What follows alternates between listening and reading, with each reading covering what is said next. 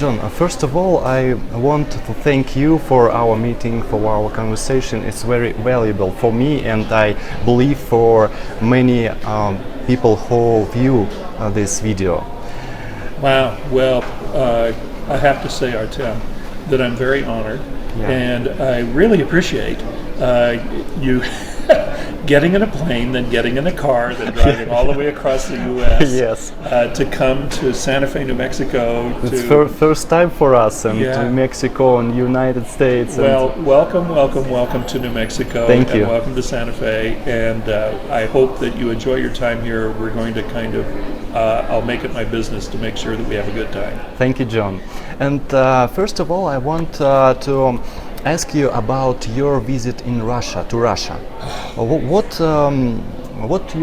can you say about this country? The first thing that I can say is trip of a lifetime. Yeah.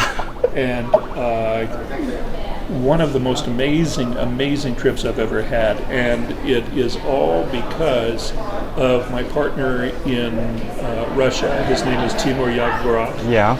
And Timur arranged for me to come, and I had no idea the scope of what it was. The very first night I was there, he took me to see the Russian National Ballet. Amazing. Yes. You know, so in Moscow. In Moscow. And then the hotel I was staying in, they were having the World Fencing Championship. So all of these brilliant athletes from all over the world in the hotel. Then we did a lecture at the Marx-Lenin University. Yeah. In the very same room that Lenin used to lecture.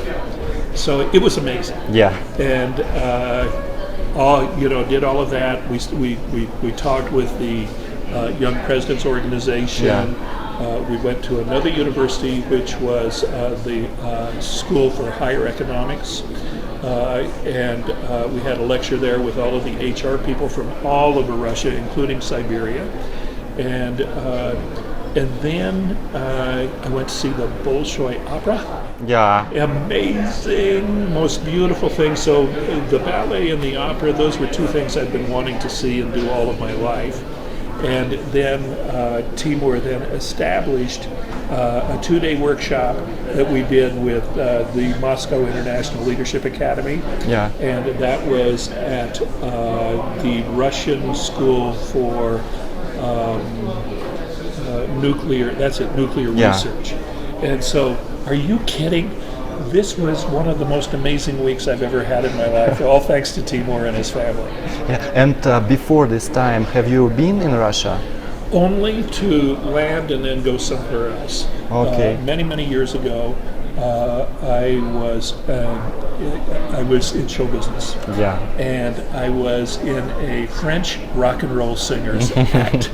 And we had to go to Tokyo. And so on the way to Tokyo, we flew to Moscow, we landed, we changed planes, and we went, we went again. So that's it on me. I'd never been there before. Okay, and this time you visit, who you remember as a high tribe leader? High tribe leader? Well, Timur, for sure.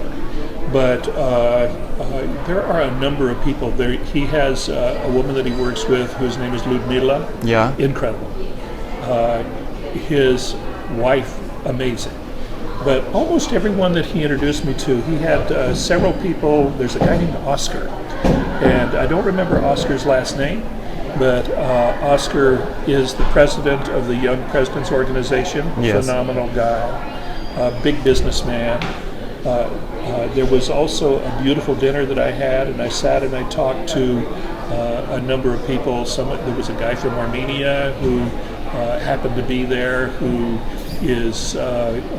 was a very big deal in the bank, and now has his own businesses. It seemed like everybody that I met had a tribe of their own. Yeah. And that they were working effectively at being useful and a contributing, not only member of the tribe, but leader of the tribe. Yeah. And about your book, I want to ask a question. The story of your book, Tribal Leadership. Sure. Could you describe the book main idea? Okay, well. For people who don't read yet. Okay, well, the main idea is simple. I was failing. Yeah. I was working in companies and I was working in organizations and I was failing. I was a strategist. And when I looked at it after suffering and suffering and suffering, I was almost Russian. I was suffering so much. And after suffering, I had this realization and that Peter Drucker was correct, and that culture eats strategy for breakfast every day. Well, Artem, in that moment, I saw that it was stupid for me to continue doing strategy without a knowledge of culture, and I knew nothing about culture, so I started to study that. And over the period of the next 10 years, I gathered data, not knowing what to ask, and in the course of it, it eventually began to become clear to me that when organizations form, people form tribes. Yes. And the reason I picked tribes is because when I was a child, I grew up in American Indian tribes. Yes. I grew up in the Hopi tribe and the Navajo tribe. So it seemed to me that it was like tribes. And what I saw was that these tribes formed around two things. One is, how do people talk? They talk in a way that they kind of clump up together. So they talk in what I call stages, and the higher the stage, the better they are. And the stages are life sucks. Yes. Okay, that's the lowest. It's many people think like that. Not too many. Maybe 3%, 4%, because mostly those are criminals. Yes. Okay, and they're willing to be criminals to be right about life sucks. However, on the next level up, a lot of people, maybe 20% of any given organization, and they don't say life sucks, they say my life sucks. They can say, life is working. Artem, your life is beautiful. If I had your youth, your vitality, your traveling, your gorgeous life, my life would be wonderful, but it doesn't, and I have no access to that, so therefore my life sucks. Yes. And these people are at stage 2, and they're already victims. Yeah. And everybody visits that place from time to time. Everybody has an experience that my life sucks from time to time. The difference is most people can pull themselves out of it. Yeah. But there are people who just live there, okay? And they're professional victims. Yes. And they're professional martyrs. So that's then the next step up, stage 3, people who get things done, people who get rewarded for what they do, people who are good at what they do. They are at a high individual kind of level of development, at a high individual level of productivity, and they are at stage 3. Stage 3 looks around and goes, it's not that my life sucks. In fact, I'm great. I'm the best. And you're not. And so they're always looking to dominate. They're very competitive. So most people are either stage 2 or stage 3, and they go back and forth between those. What I saw was that there was a possibility that there was something more. And what is more is we're great, stage 4. A place where we form partnerships, a place where we work together. And I found that in my studying of organizations, about 20% of every organization is people who want to work with other people. They want to cooperate. They want to collaborate.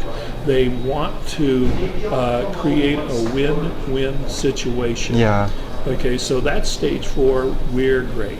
And what they do is they kind of set up little friendly competitions between their group and some other group over there, so that they can build their group. And what they've done is they've figured out how to get everybody in the group working together. This is where leadership starts. And so what I became interested in was, what is the essence of leadership? And I found out it starts at stage 4. That at stage 4, we have to be in relationship with one another. We have to be in partnership with one another. And that the real power, not to mention the happiness, is between people, not over here and not over there. So that's stage 4. And then what I found out is when you get those people, they put groups together and partnerships.